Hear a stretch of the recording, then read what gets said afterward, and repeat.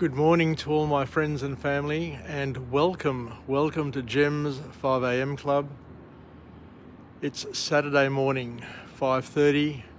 I'm in the city. I came in on my motorbike, and as you can see, it's a still Saturday morning. A little bit of cloud on the horizon, but hardly any breeze. But the serenity and the lights are just magical is the best way I can describe it. It's quiet. I'm up here on the International Passenger Terminal. The lights are turned off, and it is simply magical. And I just thank my lucky stars that my parents many years ago were forced and decided to leave their homeland and their families and come to Australia to set up their new lives. Anyway, let's go on a bit of a walk and talk. And today I've got a book summary, a very interesting book summary, and it's entitled Letters from a Stoic. Letters from a Stoic, and it's by an author, a philosopher author known as Seneca, and his writings, his musings were delivered almost 2,000 years ago. So on this mystical, quiet, beautiful morning, we're going to talk about some things which are going to be very interesting. What a lovely space, public space this is up here on the International Passenger Terminal. I've never been here for a party or an event, but I imagine it would be quite awesome. But this public space here is open and available 360 days a year. And I hardly see anybody up here. But it is a magical public space that is available to everybody to come up and enjoy. And you'll see I'm going to go on top of the key restaurant there. There's a platform which gives you a 360-degree view, which enables you to see Circular Quay, the cityscape, Opera House, out through the harbour, North Sydney, and the harbour bridge. Anyway, I'll just take these stairs up to the platform and we'll continue the book summary. I've come in early. I'm starting at 6:30 today, so I've got plenty of time to do a book summary or two.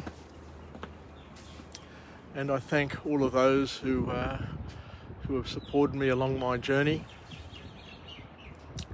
And as I say, I don't know where the energy comes from, but I think that Jim's 5 a.m. Club and personal development may be one of my callings, because as I said, there's a tremendous amount of energy that I get, and I just can't wait to get up in the morning and stay up late at night to prepare the book summaries that I need to prepare and to see where it leads us. So as you can see, it's a magnificent view from up here. You can most certainly come up here with friends and family from overseas and show off this most magnificent and beautiful city, the city of Sydney.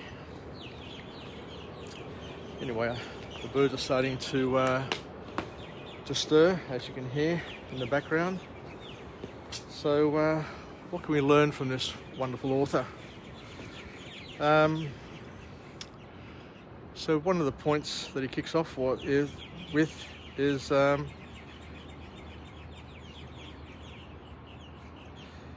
and this is a powerful point, and to think that this was talked about 2,000 years ago If you want to escape the things that harass you,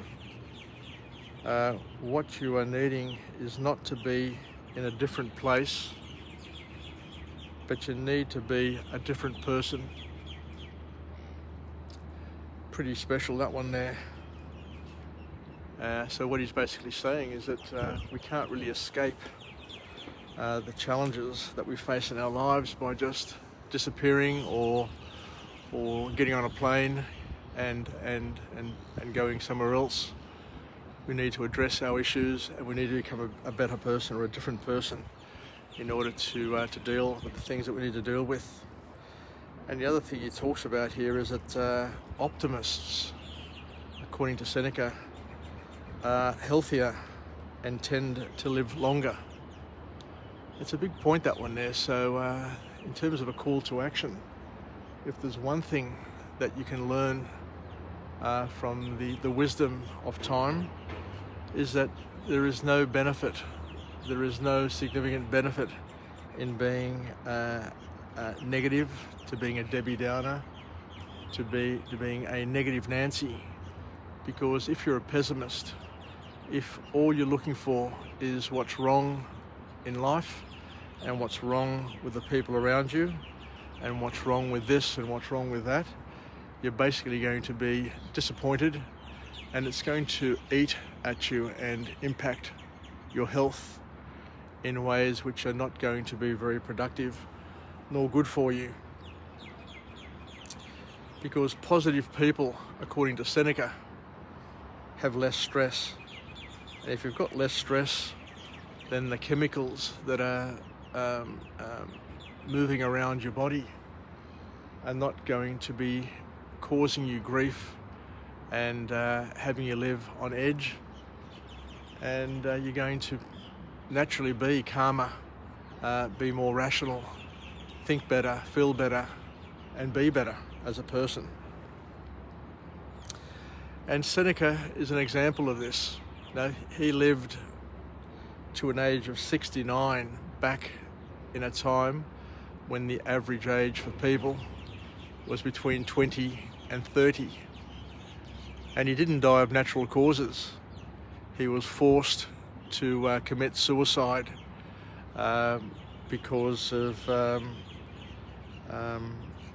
influence that he was having, and it was just the thing that happened back. The sad thing that happened back in his time. So he could have lived on for longer, but he was forced to take his own life.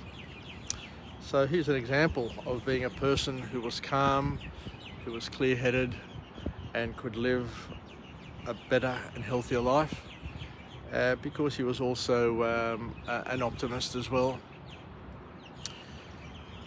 So one of the key formal points that come out of the book here is that we should strive to gain wisdom in order to live a simple, natural life. So it's important to understand that Stoics were people who basically strived and enjoyed the simple things in life, and weren't the ones who were looking for to party and to do all the big things. And the other thing that he talks about here, which is interesting, I never quite thought of this before, but the fact that he mentions it is really, really important. He said that we can control our minds. The only thing that we can control in this universe is our minds, but we can't control our souls. That's a very important thing, because the soul is not ours to own and control. The soul is a gift of God. As God, when he created Adam, gave Adam the kiss of life, the breath of life, that breath of life that came from the godly source is something that is a gift to humanity, and it's something that we receive as a gift, and we can't control it because it's not ours to own and to control. And hence the soul is eternal and lives on because it is an expression of God. The other thing that he talks about here is our capacity for rational thoughts makes us very, very unique in the world. It's the fact that humans can have rational thought. Animals can think in certain ways, and they're mainly, of course, reactionary, whereas a human is able to respond to stimulus. So a stimulus comes in, you're able to think about it rationally, or you're able to think about it irrationally, using your reptilian brain. But if you're using your neocortex, then you're able to think about it rationally and deal with it, which makes us special and stands us out in the crowd. So the call to action from Seneca is, and all the Stoics, is that it's important to refrain from excessive pleasures in life, and there's no need for fame and fortune. There you go, there's no need for fame and fortune, but the key goal is for each and every one of us to be a good person, to live truthfully, and I can't see this other one in the bad light, just one second. And the last one is to have no attachment, to have no attachment to anything and anybody. So to live as free as you can, and to not overly attach yourself to things, events, or people. Because according to Seneca, the single most valuable thing that we have and that we own is our mind. The only thing that we can control, according to Seneca, is our mind. You can control your thoughts. You can control your interpretation on things, even though we're being bombarded by various stimulus and media and other things. We have the ability to control, to switch it on and off, and to manage it as best we can. And he offers an analogy which is really powerful. And he says that the mind is like a loaded ship. A loaded ship. A well-loaded ship, should I say, not just a loaded ship, but a well-loaded ship where everything's tied down and secured properly. And regardless of how rough the seas become in terms of the journey, our view is always clear, and that load is always managed effectively and efficiently. But the key is that we need to stay calm and tranquil. And inner peace is one of the gifts that we can enjoy, and to carry our successes with humility and make hard decisions without hesitation, and most importantly, to forget, to give up escapism and turn inward and take care of your mind. There's some pretty powerful, deep thoughts there from Seneca. And the last formal point to come out of this book, out of his musings, is that wise people don't need friends. This is really, really deep and powerful. Wise people don't really need lots and lots of friends, and don't need to be surrounded by lots and lots of people. However, regardless of whether or not they need them or not, they choose to surround themselves with a few loyal ones regardless. Because the basic principle, according to Seneca, is that if you have peace, if you are at peace with yourself and with the world, you are basically enjoying happiness, and you have no need for friends, because you've achieved the highest level of your being. But the reason why we have friends and why we need friends in our lives, and we bring people and friends into our lives, is that because of the abundance of our happiness and of our gifts, we want to give that and share that with those around us in order to make their lives better, because not everyone around us may be at peace and be experiencing tranquility. And for that reason, Seneca is saying that a wise person will have a few friends that they can help, that they can rely on, and they can be an anchor for. So it's to express the abundance of joy and happiness and tranquility that they have, so that they can pass it on and share it with others. And the last couple of points here is that trust is the key and is the best foundation of any relationship. So according to Seneca, the time-tested wisdom is to be slow to open up to other people, to be very, very slow to let in friends and open up. And hence why on Facebook I too choose to not be open to Facebook friendships. I rarely ask somebody to be my friend on Facebook, but if I receive a request, I also am reluctant to take on new friends. I've got about 400. I've trimmed it down from 600 to about 400. But with time, I do accept friend requests, but I need to have met the person. I need to have chatted to the person in order to get to that second point. But what Seneca is saying is that be very, very slow to open up, but when you open up, you need to open up fully and let them in. And we have no need for fair weather friends.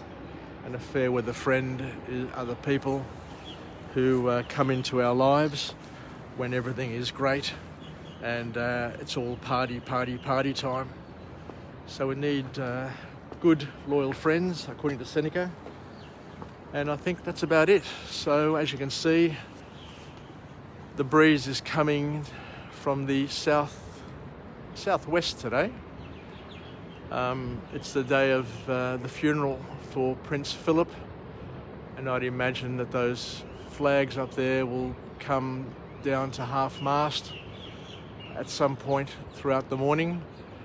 I'll be coming again to do a couple of Jim's 5 a.m. clubs today. So thank you once again for joining me on this episode, and I look forward to coming to you again from a different location with a different message, a message of empowerment, where we can help ourselves get through the morning, get through the day, get through our lives, so that we can be the wind, just like we've got the wind just unfurling and just flapping that flag up there. We all need the wind of each other to fill our sails and to be the wind beneath our wings, and for us to learn some lessons so that we can live, learn and pass it on. So I'll finish off with a positive affirmation. I'm alive, I am well, and I feel absolutely great.